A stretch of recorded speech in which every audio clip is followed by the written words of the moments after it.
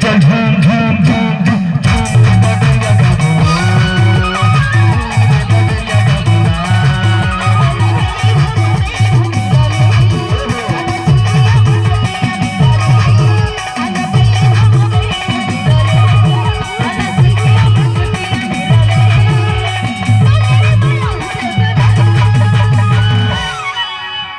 अच्छा झूम के कौन कौन दरिया डंगड़ी में कितना जन बोला था ए मेरा दो ए मेरे तुम्हार दीवाना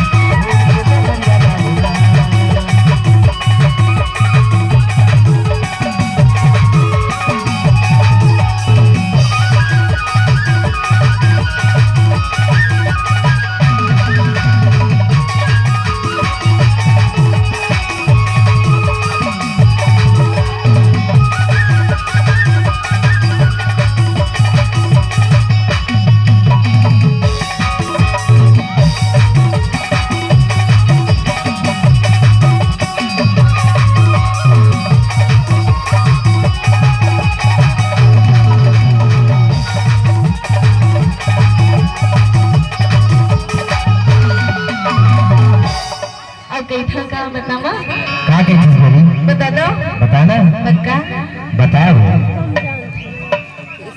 दूरी के लकड़ी में काटे कैसे रानी बताता कैसे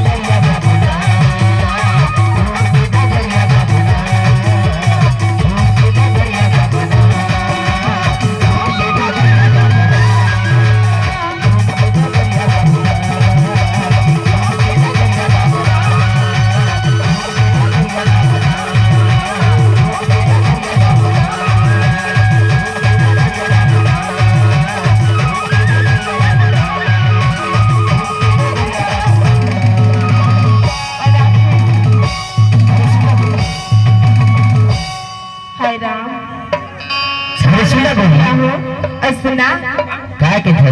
अरे एक मोर का चिट्ठी आया। अच्छा सुना रहा तो चिट्ठी लाऊंगा।